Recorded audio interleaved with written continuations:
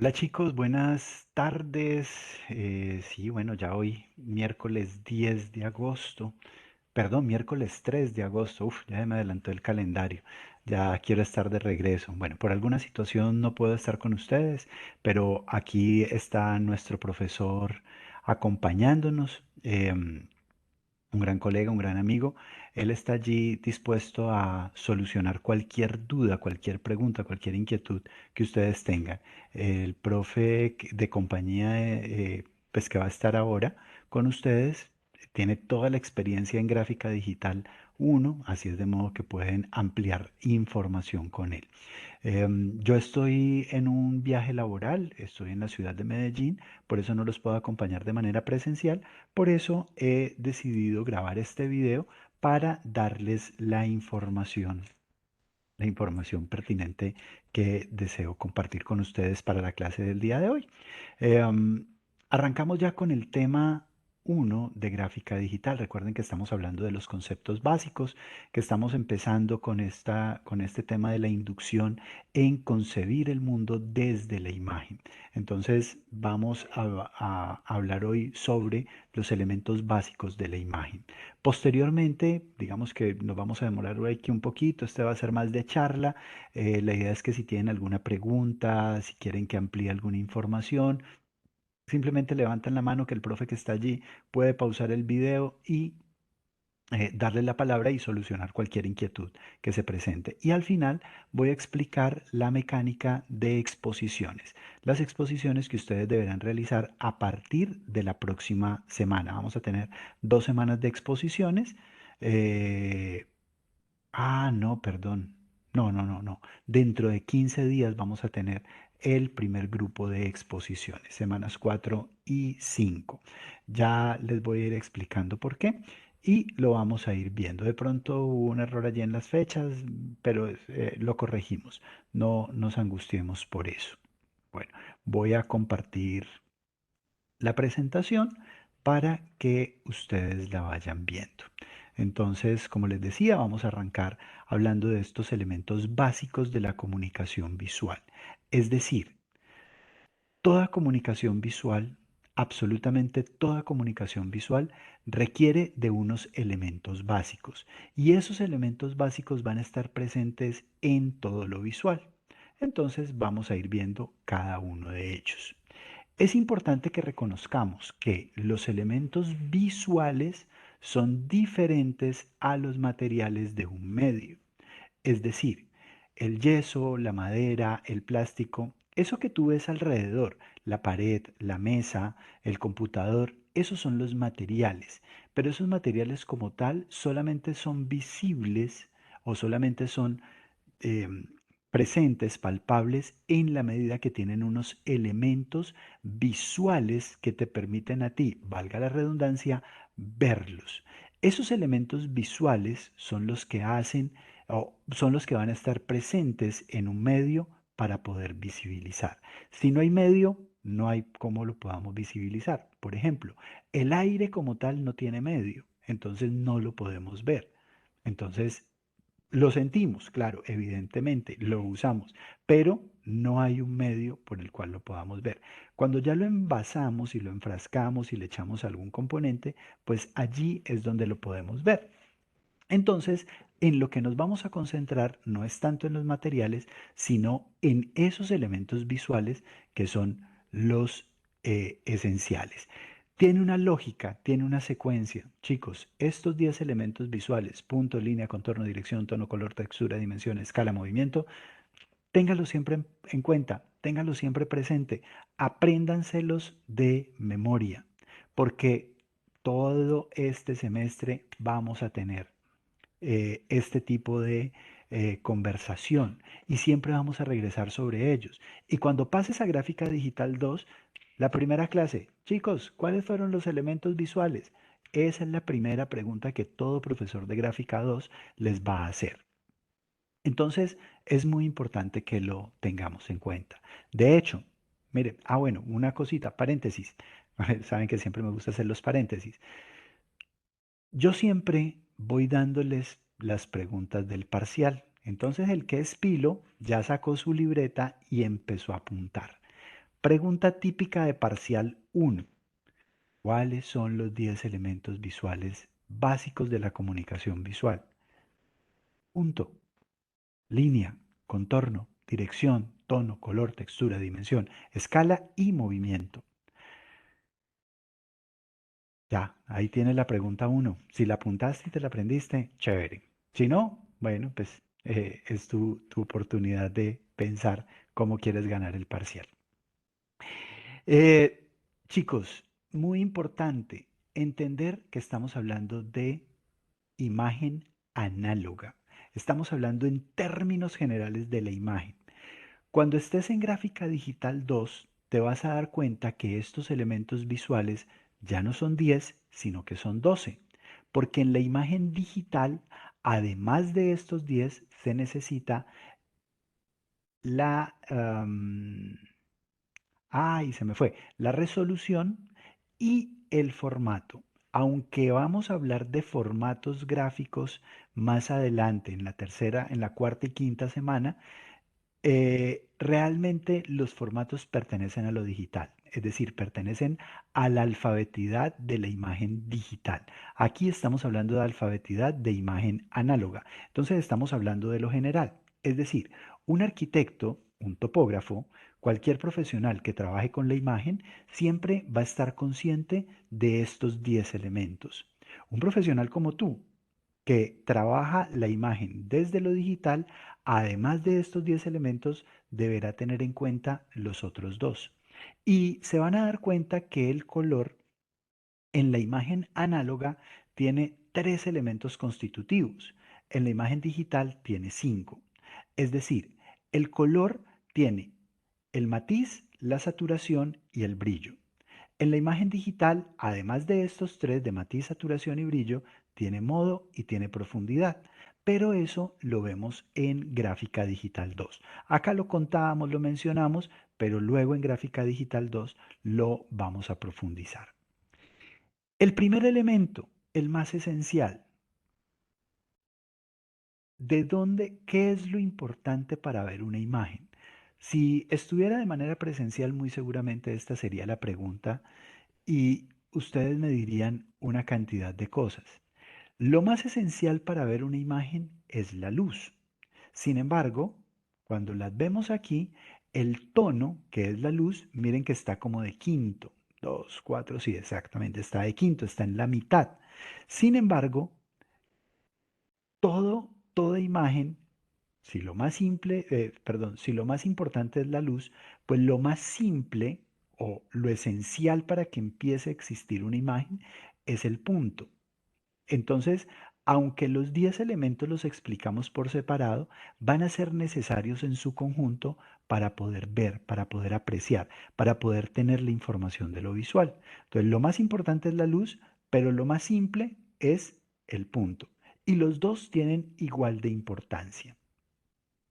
El punto se define como la unidad más simple, más indivisible. Es el principio de cualquier imagen. Cuando tú empiezas a hacer un dibujo, ¿con qué empiezas? Con un punto de tu lápiz, de tu lapicero, de tu crayón sobre el papel.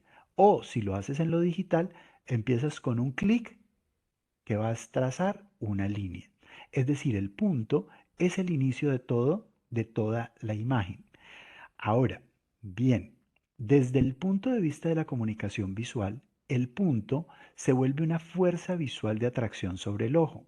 Es decir, dentro de los productos comunicacionales nosotros podemos utilizar puntos visuales o zonas donde la imagen, donde hay algo en la imagen que llama primero la atención, porque es más brillante, porque es más grande, porque es más oscuro, pero eso que nos llama la atención sobre el ojo es lo que se llama un punto visual.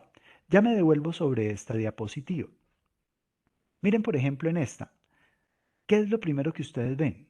Un punto. Y si la muevo, seguro, estoy casi que 100% seguro que tus ojos se movieron. Estaban acá y luego acá. Y si empiezo a hacer esto, tu ojo empieza a saltar. Tin, tin, tin, tin. Empiezo a guiar el movimiento de tu ojo. Entonces el punto desde lo visual, se nos vuelve un elemento de atracción. Entonces en la composición ya sé que puedo utilizar puntos visuales a partir de viñetas, a partir de resaltar colores o demás. El punto también lo podemos utilizar para indicar medida.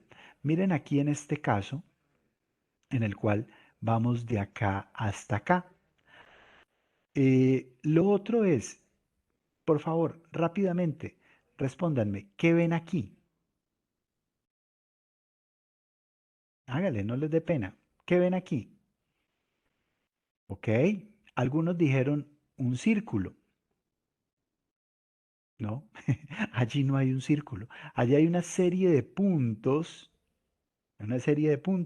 Ah, que están organizados de manera tal que visualmente tú asumes que es un círculo. Sí, ¿eso qué quiere decir?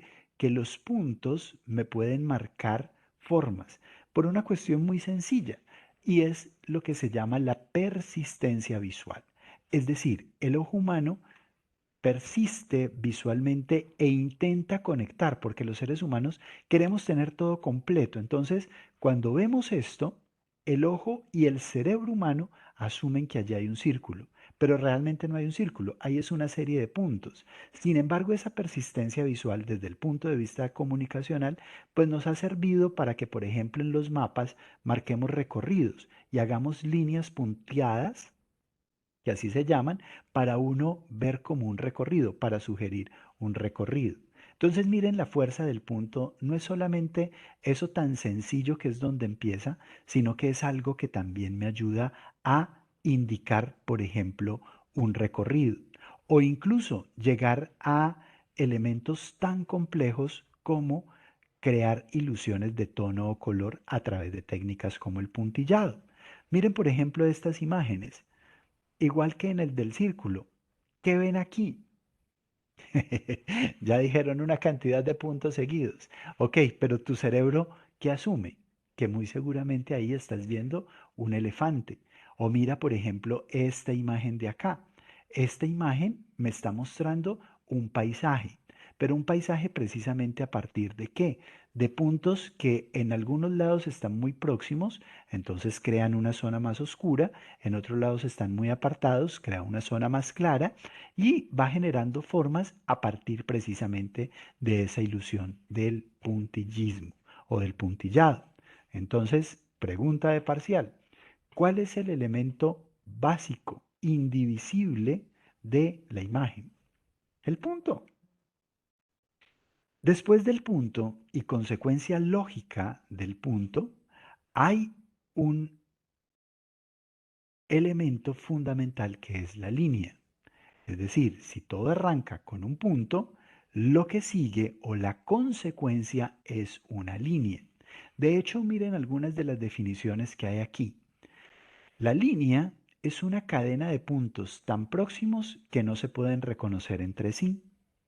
Cuando tú haces una línea con un lapicero, ese lapicero tiene un flujo de tinta.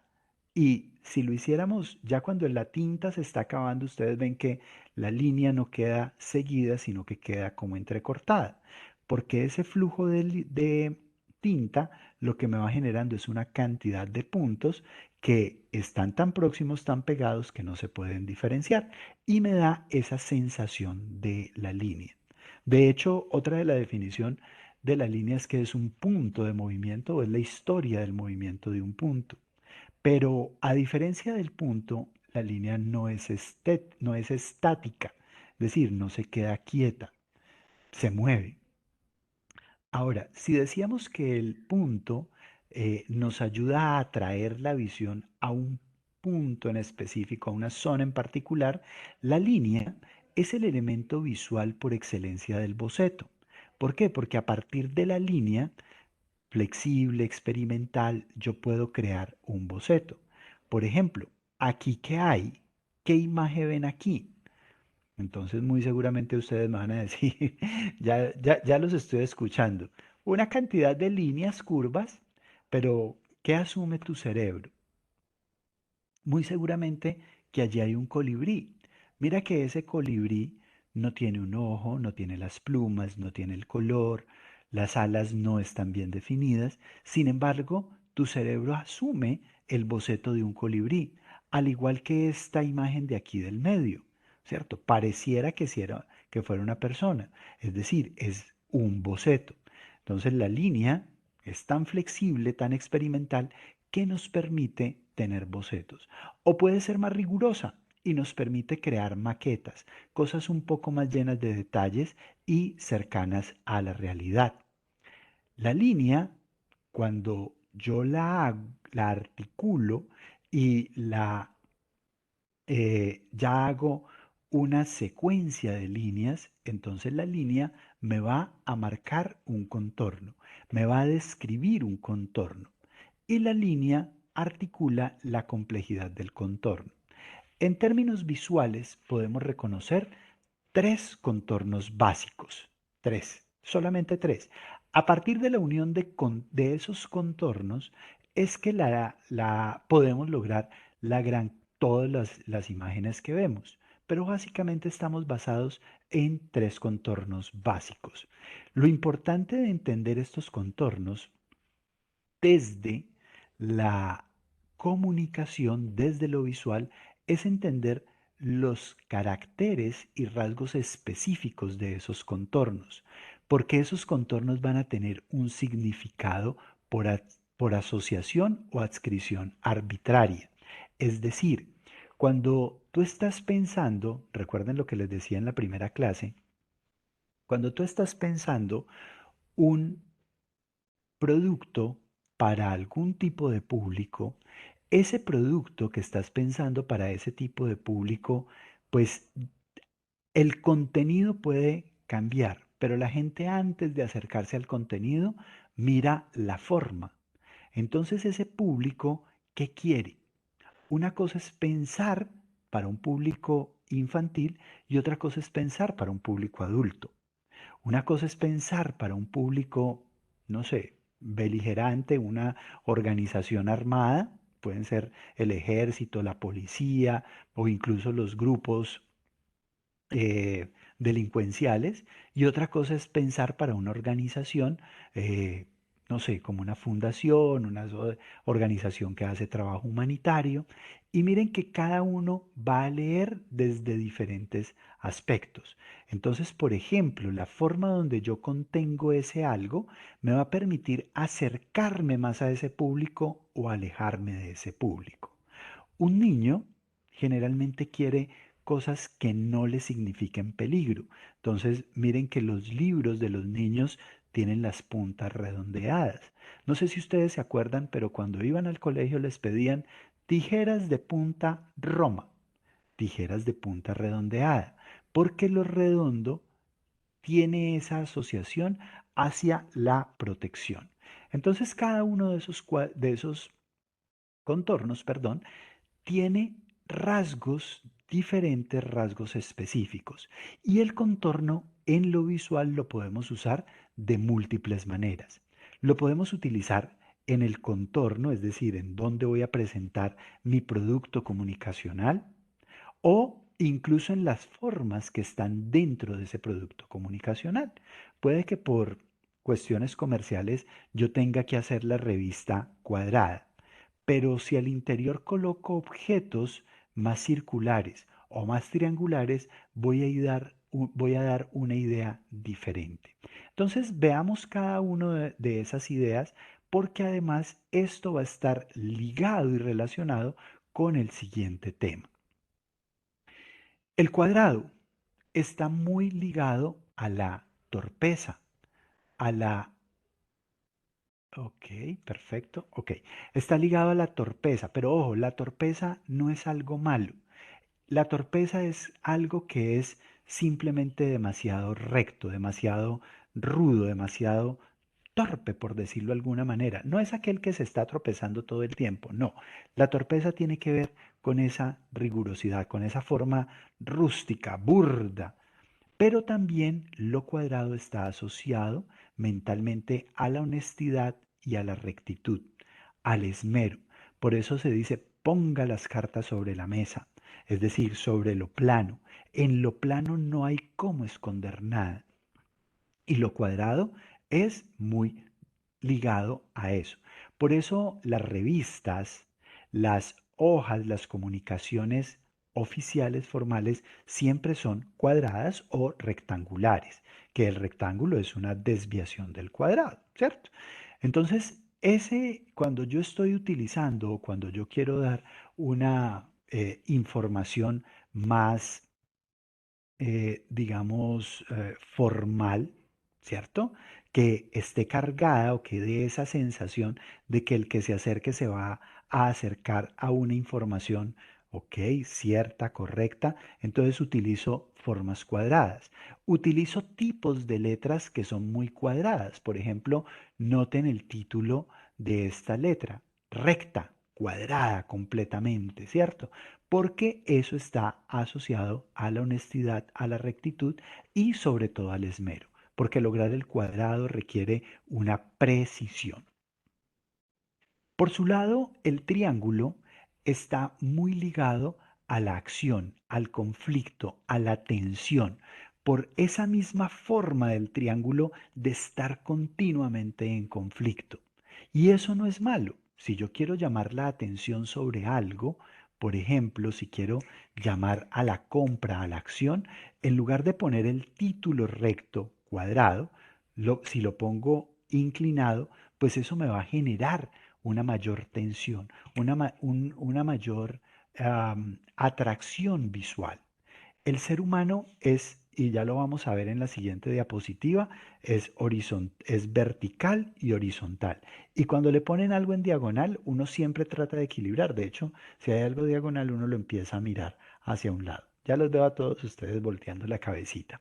Eh, el triángulo, noten que el triángulo se usa, por ejemplo, para las heráldicas o para los escudos de armas y de guerras. Siempre están en triángulo, siempre están en X. Siempre hay formas en los escudos que son triangulares, ¿cierto? Que incluyen eso que buscan generar tensión, conflicto. Piensen nada más en los logos de sus equipos de fútbol y se van a dar cuenta que muchos de ellos incluyen algunos elementos triangulares, algunas punticas, precisamente porque el deporte, el fútbol, está ligado a la acción. Por su parte, el contorno del círculo está más ligado a la idea de la protección. Y es porque el círculo desde nuestra naturaleza está ligado precisamente a cómo nos defendemos, a cómo nos protegemos. En tu cerebro, tu primera información genética es un círculo. De hecho, el óvulo siempre lo presentan como un círculo y el espermatozoide también es un círculo que viene a fecundar ese óvulo, que se da un cigoto y que se da en una pancita de su señora madre de manera redonda. La Tierra es redonda, el Sol que nos da la vida es redondo, la Luna que equilibra la vida en la Tierra es redonda. Entonces, generalmente nuestro cerebro asocia lo redondo con la protección, con la calidez. Por eso, vuelvo al ejemplo que les colocaba la semana pasada con el tema de las letras. Si tú vas a escribir una carta para tu pareja, para tu novio, para tu novia, pues muy seguramente vas a hacer letra gordita, letra tipo Timoteo, letra tipo cómic, que es gordita, que es así popochita para decirle, ay bebé, cuánto te amo. Porque lo redondo está eh, vinculado a esa sensación de calidez, de cercanía, de cariño, de protección. Esos tres contornos básicos, entonces chicos, ya allí uno empieza a pensar, ok, ¿a qué público me voy a dirigir? ¿Cuáles son las formas básicas que voy a tener para ese público? ¿Cuál es la combinación adecuada de formas básicas para este tipo de público? Miren, por ejemplo, el logo de la Universidad Autónoma. Mire que tiene cosas muy rectas, como el comienzo, pero recurre también a lo circular porque es una combinación entre esa honestidad y esa rectitud que tiene una universidad frente frente no, complementada con la calidez, con la protección, con el que te sientas parte de. Si ustedes recuerdan bien cómo es el logo de la Universidad del Valle, mire que la Universidad del Valle incluye un círculo. ¿Quiénes son los que viven protestando, los que viven armando revueltas? Soy egresado de la Universidad del Valle, entonces hablo con conocimiento de causa. Viven en conflicto. Ah, también tienen una cuestión recta y una cuestión circular, porque hacen una combinación de los tres. Entonces miren cómo los contornos se nos vuelven elementos de comunicación con la gente que los ve. Puede que la gente no lo sepa, pero en su subconsciente esto está científicamente demostrado y se acerca o se aleja dependiendo de sus intereses y de sus gustos. El siguiente elemento visual es la dirección. La dirección, al igual que el contorno, pues va a tener tres direcciones básicas. Y miren que esas tres direcciones están ligadas a lo que acabamos de ver el contorno. Es decir, hay una dirección cuadrada que realmente a lo que se refiere es a lo horizontal y a lo vertical. La dirección se refiere a la forma como organizo el contenido dentro de un producto comunicacional. Entonces, lo puedo organizar de manera muy recta, muy vertical, muy horizontal. Por ejemplo, vean el caso de este periódico que está aquí al lado derecho. Miren, es organización recta. Miren, lo vertical, ¿cierto? Estas columnas de acá son verticales o incluso esta comunicación de aquí aquí y en la parte inferior es horizontal. Entonces, los periódicos tienen una combinación del horizontal con lo vertical. ¿Cierto? ¿Por qué? Recuerden que lo cuadrado está ligado a la honestidad, a la rectitud, al esmero, a dar información precisa. Entonces un periódico es serio. Lo diagonal, el triángulo, miren que hace una referencia más directa a, perdón, ok, Eh, una referencia directa al bienestar, pero porque el bienestar no siempre es el equilibrio absoluto, sino cómo nos sacamos de él. De hecho, es una formulación visual más provocadora, es un significado más amenazador y subversivo, pero amenazador y subversivo porque nos saca de nuestra zona de confort. Entonces, miren, por ejemplo, este cartel que está aquí al lado derecho. Entonces, todo se hace en elementos diagonales para generar una mayor atracción, para sacar a la persona de su cuadro o de sus elementos de confort. Y finalmente, lo circular o lo curvo va a estar muy ligado al encuadramiento. Ay, perdón, qué pena, a la repetición, al calor, a la proximidad, ¿cierto? Y entonces, cuando utilizamos, por ejemplo, este tipo de cosas para hablar del reciclaje, de el mapa de procesos, de cómo todo se vuelve eh, un elemento que genera confianza, genera bienestar, pues utilizamos elementos curvos. Perdón, me devuelvo un momento, se me olvidó decirles que lo cuadrado está muy ligado a la referencia primera de bienestar de maniobrabilidad del hombre.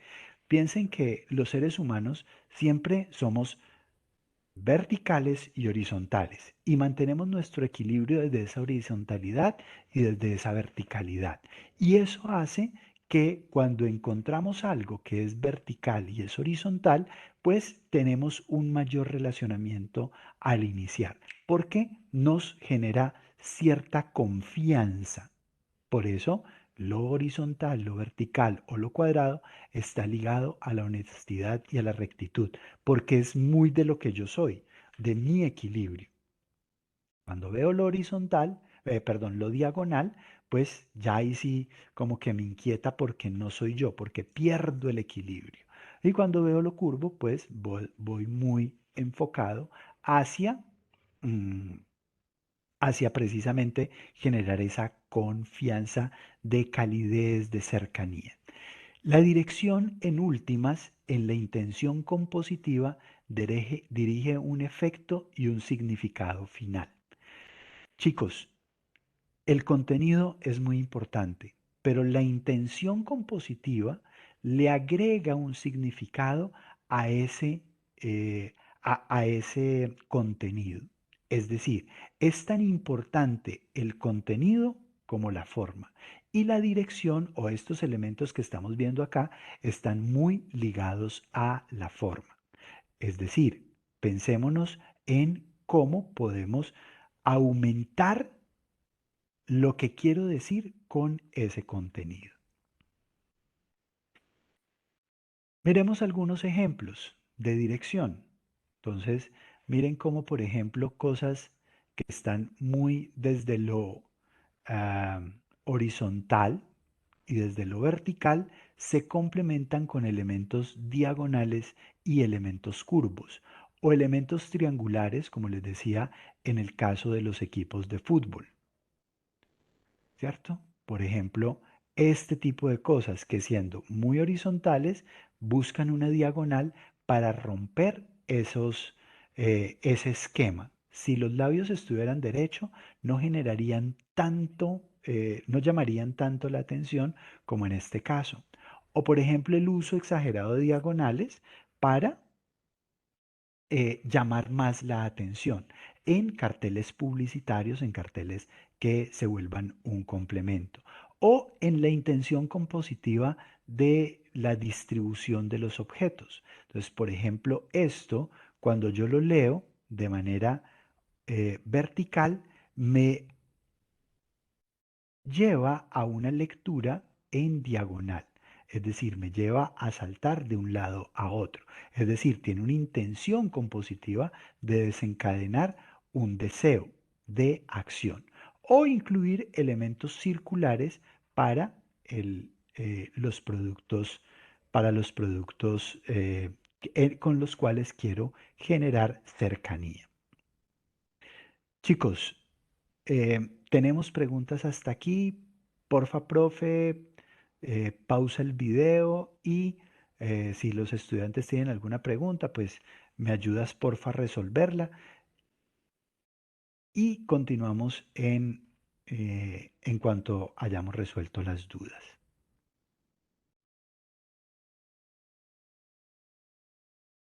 Bueno, ya retomando, vamos a ver los otros elementos visuales.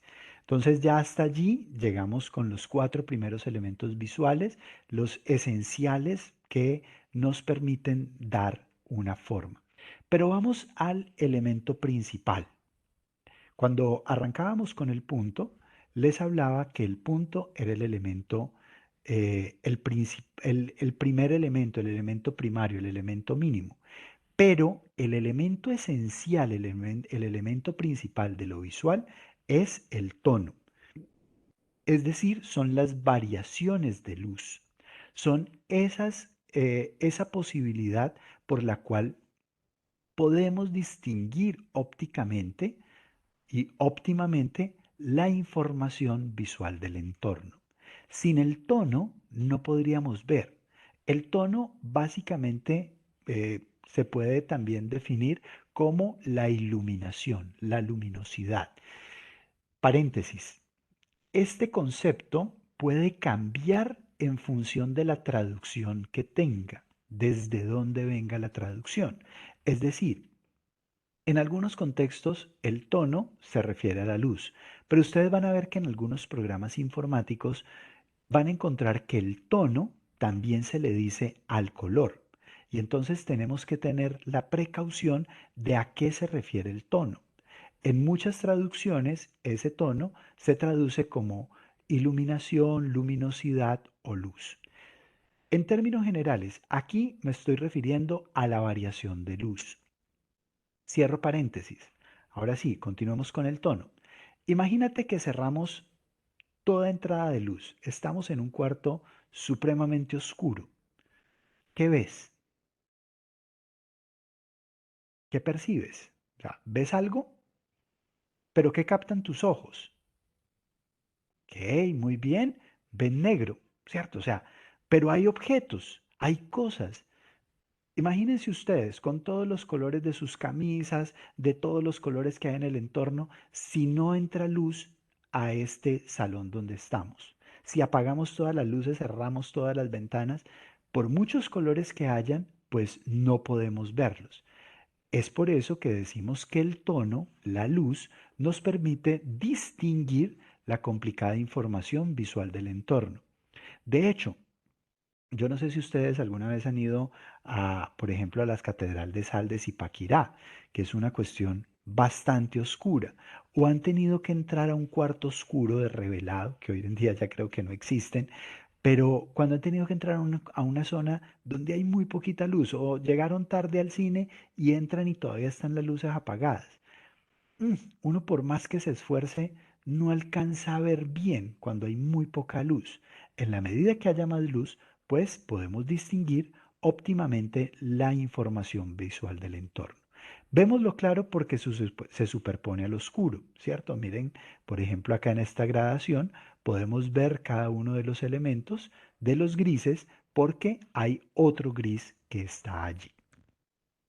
El tono, cuando hay variaciones tonales, pues esas variaciones tonales me pueden dar una sensación de forma, de volumen, porque puedo distinguir brillos de sombras. La sensibilidad tonal es básica para nuestra supervivencia. Es tan básica que aceptamos la representación monocromática. Es decir, tenemos la capacidad de ver imágenes en escalas de grises, ver imágenes en escalas de grises que no necesariamente, bueno, pues si son monocromáticas y están en escalas de grises, no tienen color. No, perfecto, tú lo distingues. Piensa en una foto en blanco y negro de un plato de comida, de un paisaje, tú lo puedes entender, porque realmente lo que necesitamos, o lo primero, lo principal que necesitamos para ver es el tono. El siguiente elemento es el color. Si el tono está asociado a la supervivencia, el color está asociado a las emociones. Terminaba la anterior diapositiva poniéndoles el ejemplo. Podemos ver un paisaje a escala de grises, pero cuando ese paisaje tiene unos colores intensos, un azul brillante, un color de prado espectacular, eso como que nos acerca más. Es decir, con el tono entendemos la información visual, pero el color nos da la sensación. Piensa en el color, en el merengue de un pastel. Eso nos permite decir que está rico, que está bien confeccionado. Piensen en ese plato de comida que se acaban de comer ahorita en el almuerzo. ¿Qué tal que ese plato de comida hubiera sido en escala de grises? Muy seguramente no te genera tanto, ay, qué rico comérmelo. Por eso decimos que el color está ligado a las emociones. No es necesario, no es fundamental en la creación de mensajes visuales, pero sí le agrega un elemento adicional. En el color es importante que reconozcamos dentro del color tres dimensiones básicas o los tres componentes del color. El color existe porque tiene tres componentes básicos: matiz, saturación y brillo. El matiz. El matiz es el color mismo y se considera que hay más de 100 matices diferentes. Y de hecho, cuando estemos en lo digital, ustedes se van a dar cuenta que vamos a hablar de 16 millones de colores, de 4.000 millones de colores, dependiendo del modelo de color con el que estemos trabajando. Sin embargo, toda esa cantidad de matices se logran gracias a tres matices esenciales o primarios. Voy a hacer una cosa que realmente no es lo correcto, pero es, digamos, por ahora, por ahora, lo más cercano a lo que tú conoces. ¿Por qué? Porque tú desde el colegio, desde que entraste allá a preescolar, te enseñaron que los tres colores primarios eran amarillo, azul y rojo, ¿cierto? Bien, eso digamos que mm, es relativamente cierto. Para el pópulo, para el resto de la gente, para el resto de los mortales, sí. Pero para ti, que eres parte de la élite del conocimiento, esos no son los matices esenciales o primarios. Sin embargo, esta información la mejoramos, la corregimos, la adecuamos un poco más adelante. Cuando hablemos del color RGB, del color CMYK o hablemos de los colores primarios aditivos y de los colores primarios sustractivos. Entonces miren que ya no están solamente los colores primarios que tú conociste en las témperas, en las crayolas, en la caja de colores del amarillo, azul y el rojo, sino que hablamos de colores primarios aditivos y de colores primarios sustractivos. Dos tipos de colores primarios. Lo que es importante reconocer en estos matices esenciales o primarios es que hay unos colores cálidos que se expanden y unos colores fríos que se contraen. Lo cálido está más próximo a la activación de la emocionalidad, de la provocación, de generar sensaciones y emociones. Lo frío está más orientado a generar tranquilidad, pasividad, cosas más suaves. Por lo tanto, el amarillo con el rojo o la combinación de colores cálidos me genera una activación. En cambio, los colores cálidos combinado con los fríos me amortigua o me calma. Y si hacemos combinación de, ok, si hacemos activación de, combinación, perdón, de colores fríos, simplemente estamos generando tranquilidad. Cuando eso lo trasladamos a la vida real, mira que los restaurantes de comidas rápidas, los restaurantes que buscan generar consumos rápidos, tienen colores muy activantes, colores muy cálidos. Piensa en McDonald's, amarillo y rojo. Piensa en sándwich cubano, amarillo, rojo, colores muy... la brasa roja, presto. eh, ¿Cierto? Piensa en un restaurante como Subway, verde pero amarillo. Entonces, el amarillo activa, el verde tranquiliza y mira que la disposición del sitio como tal es muy diferente. Entonces, esa combinación de claros con oscuros, perdón, de cálidos con fríos, amortigua, tranquiliza. Eh, en los bancos, banco como Villas, rojo, como da vivienda, rojo. ¿Quién es el público? Viven llenos, viven atiborrados, generan mucho movimiento, mucha publicidad. Banco de Occidente, azul, tranquilo, empresarial, muy refinado, muy recatado. Banco Popular, verde, a los viejitos, a los pensionados, que les genere tranquilidad. ¿Ven? Entonces, esta es una forma de utilizar un poco la psicología del color. Esto es bien importante que aprendamos de psicología del color. Lo que les estoy diciendo es un brochazo, pero en la medida que vamos avanzando, vamos a ir profundizando en estos conceptos. Pero así como existen matices esenciales o primarios, existen matices secundarios. Los matices secundarios se dan por la combinación de los primarios. Entonces, generalmente si yo combino, por ejemplo, en las témperas, el rojo con amarillo, me da naranja. Eso me indica que este color también puede ser cálido, pero cuando combino un cálido con un frío, me da un color que puede ser frío o dependiendo de la intensidad, puede ser también cálido. Es importante entender y vamos a encontrar varias rosas cromáticas. Esas rosas cromáticas tienen colores complementarios, es decir, los colores que están al contrario.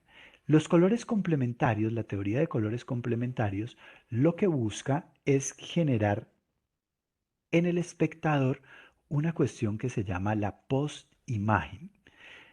El cerebro no guarda los colores en positivo, es decir, no guarda los colores como tú los ves.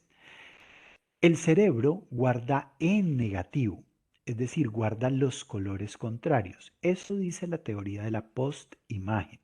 ¿Qué quiere decir esto? Que cuando tú tienes un color cálido, lo que se guarda en tu cerebro es un color frío.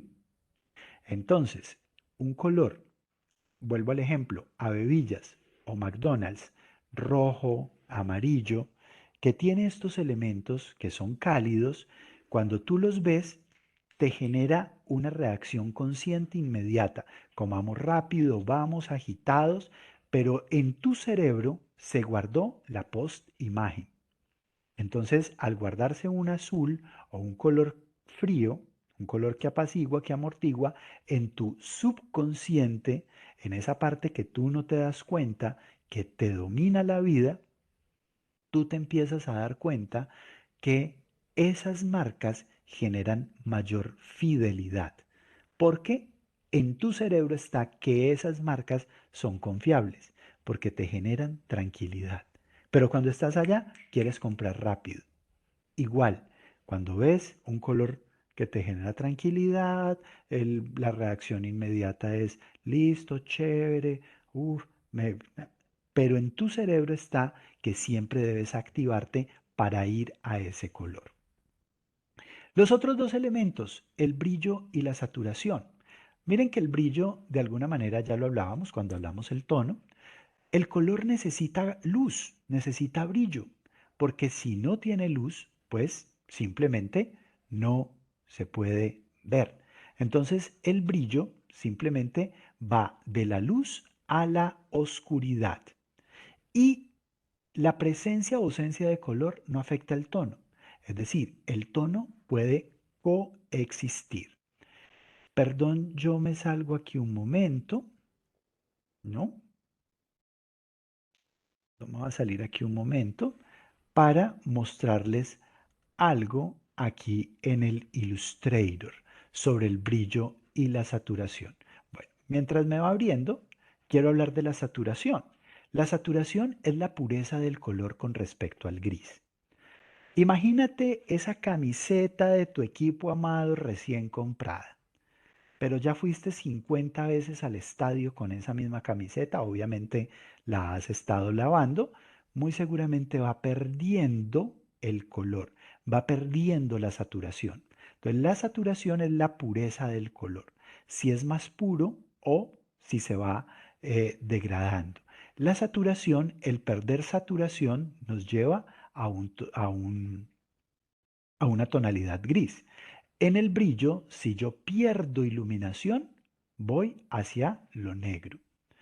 Ahora sí, veamos, listo, ya me abrió el Illustrator. Eh, Voy a darle aquí rápidamente, esto no me interesa. Listo. Quiero que veamos aquí una cuestión. Miren aquí el color. Ay, no tengo el scroll. El color. Yo escojo aquí una gama de color. Voy a escoger rojo.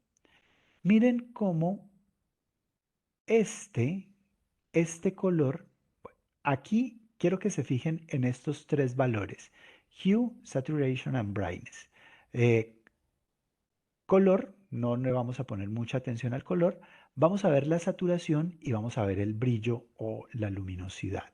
Entonces miren que cuando yo me desplazo hacia abajo y voy perdiendo brillo, estoy cerca al sol, cerca al bombillo, hay mucha luz, pero cuando yo me alejo de la luz, miren que voy llegando hacia lo negro. Sin embargo, no he perdido ni la saturación ni el color.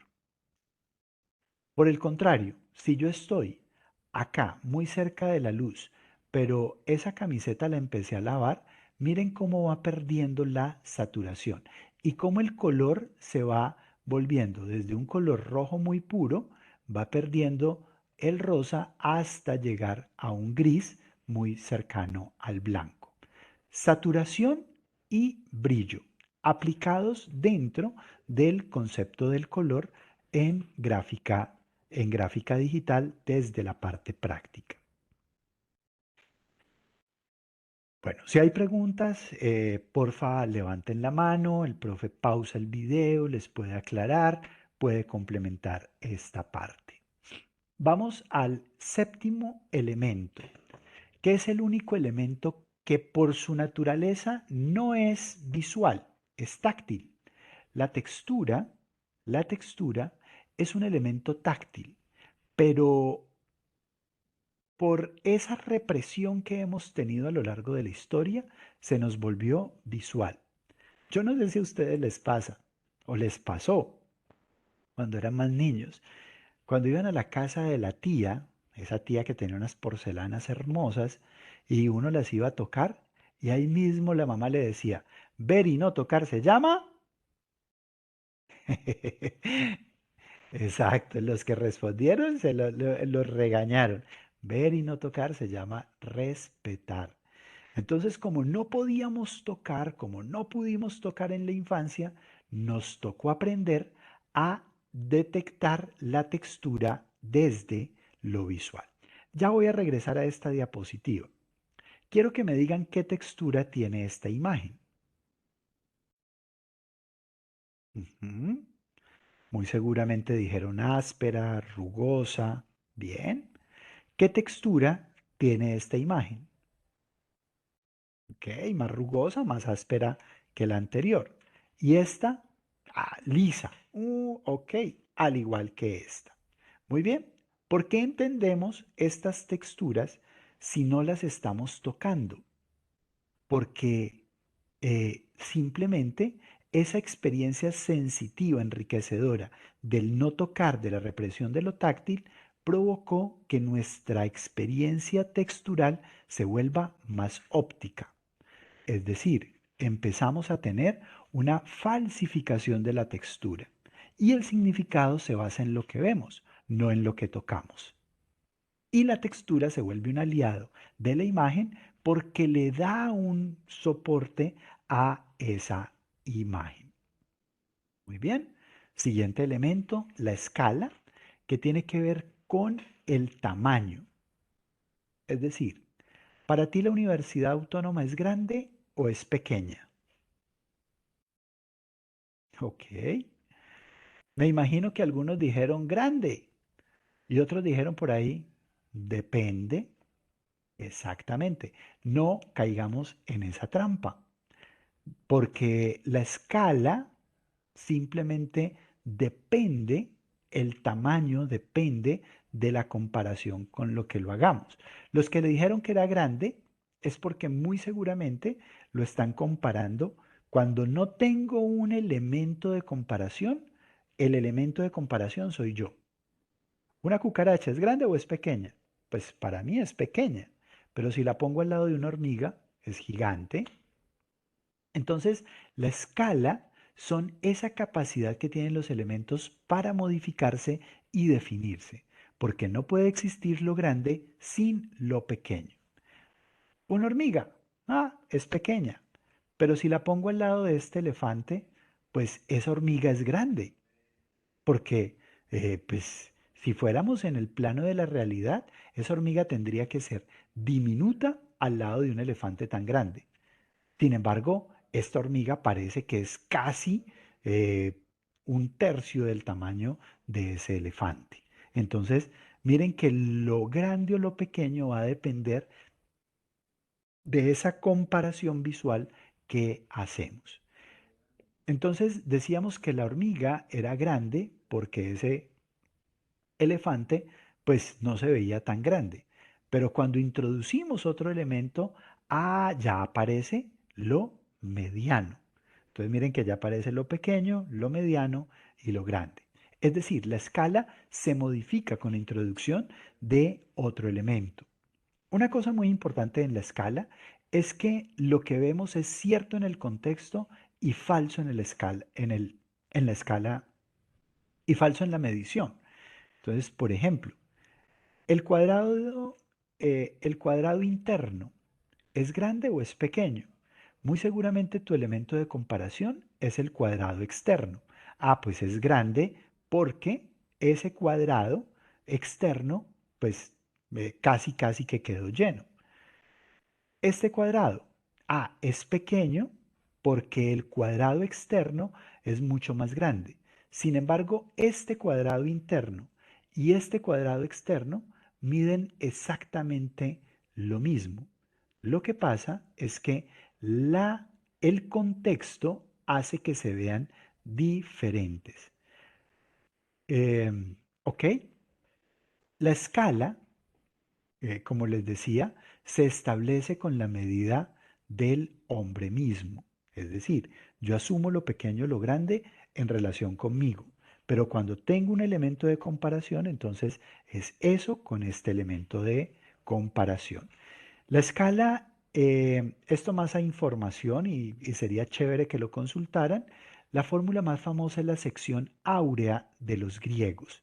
Recuerden que los griegos son como esa primera referencia de nuestros antepasados que generaron casi que todo lo que visualmente hoy en día impera. La arquitectura, la pintura, la escultura, las artes plásticas.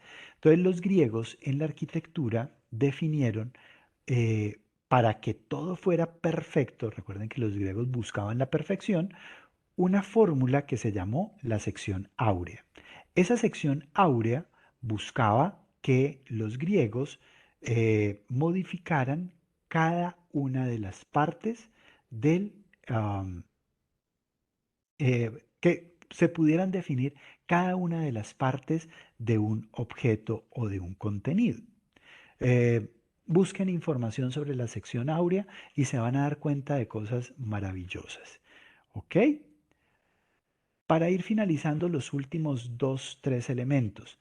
La dimensión, siguiente elemento, es la representación del volumen de los objetos, que pasa de lo bidimensional, de lo ancho y de lo alto, a el volumen tridimensional, lo profundo. Tú percibes la profundidad gracias a tu visión estereoscópica, es decir, que tienes dos ojos. Si tú te tapas un ojo y manténlo tapado por 4 días, vas a perder la capacidad de ver la profundidad. Por eso a las personas que les falta un ojo difícilmente les dan pase de conducción, porque no tienen la capacidad de percibir la profundidad.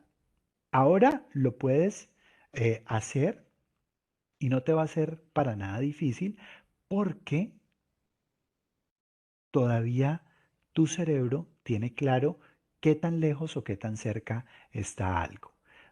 Pero cuando vemos algo plano, entonces, por ejemplo, esta pantalla, esta visualización que estás teniendo, pues es plana. Sin embargo, con estos elementos de perspectiva, el hombre, el ser humano, asume que hay una profundidad.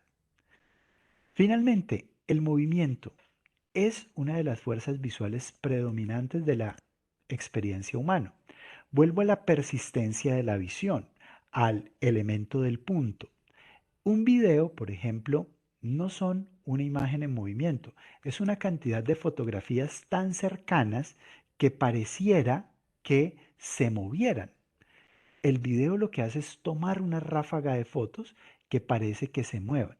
El ojo humano, como no alcanza a ver esa división, como es tan lento al percibir, cuando yo reproduzco 40 cuadros por segundo, pues veo un movimiento. Acuérdense de eso que ustedes hacían en el colegio cuando estaban muy desocupados en la clase de profesor harto mamón, que cogían y en la puntica del cuaderno iban haciendo como una especie de story. Y entonces hacían la pelotica que se movía y luego llegaban y le hacían trrr, y él se iba moviendo e íbamos viendo el movimiento. Esa es la persistencia de la visión. El ojo permanentemente escudriña, busca la lectura, por ejemplo. Todo el tiempo está buscando, todo el tiempo el movimiento es natural para nosotros. En las imágenes, pues puede haber una sugestión de movimiento que yo asuma que esa imagen, aunque es estática, hubo un movimiento. Imagínense al atleta, la foto del atleta que está congelada, pero está en este movimiento, asumo que ahí hay un movimiento, así esté estática. En últimas, chicos, el color, el tono, la textura, el punto, la dimensión, la escala, todos esos son, estos 10 elementos que acabamos de ver, son los componentes irreductibles de los medios visuales. Son lo que necesitamos. Cualquier objeto, cualquier producto tiene estos 10 elementos. Ejercicio que puedes hacer. Coge una carátula de revista e identifica esos 10 elementos. El lenguaje separa, nacionaliza, lo visual globaliza. Tú le muestras, imagínate que te cogieron y te soltaron en medio de un país donde tú no conoces el idioma. Voy a hablar, por ejemplo, de Rusia, no sé el idioma, pero me sueltan ahí, ¿yo qué hago? Necesito comer. ¿Qué hago? Empiezo a hacer señas. Ah, ah, mm, ¿cierto? Porque lo visual nos permite una mayor conexión. O muestro una imagen y tomo la foto con el celular y muestro y digo, hamburguesa, o sea, sírvame algo. El lenguaje es complejo, es difícil. De hecho, necesitamos entrar al colegio para entenderlo, para aprenderlo. Lo visual no, lo visual es rápido. El niño, el bebé, ese chiquitín de un mes de nacido, aprende desde lo visual. Si yo hago tal cosa, mi mamá se ríe, si hago tal cosa, mi mamá se enoja. Entonces lo hago. En cambio, el lenguaje tengo que esperar hasta los 2, 3 años para poderlo estructurar. Lo visual es un lenguaje que no representa barreras ni fronteras. No estoy diciendo con esto que ya nos volvimos visuales y todo es visual. No, simplemente lo visual me facilita la comunicación. El lenguaje también es necesario y ustedes lo van a utilizar. Chicos, inicialmente esta era la información que tenía para darles el día de hoy en cuanto a lo teórico. Lo otro es que a partir de la próxima semana vamos a tener una serie de exposiciones. Entonces les había dicho al comienzo que de pronto iban a aplazarse, pero no, ya vi que las podemos empezar la próxima semana. Cuando ustedes entren a su curso, gráfica digital, y entran al curso, se van a dar cuenta por aquí en la semana 2 están los elementos básicos de la comunicación visual. Ya están esos que fueron, esta es la presentación que acabamos de ver. Ahorita aquí les va a aparecer la grabación de este video por si lo quieren repasar o para que se lo compartan al profesor y lo puedan visualizar desde allí.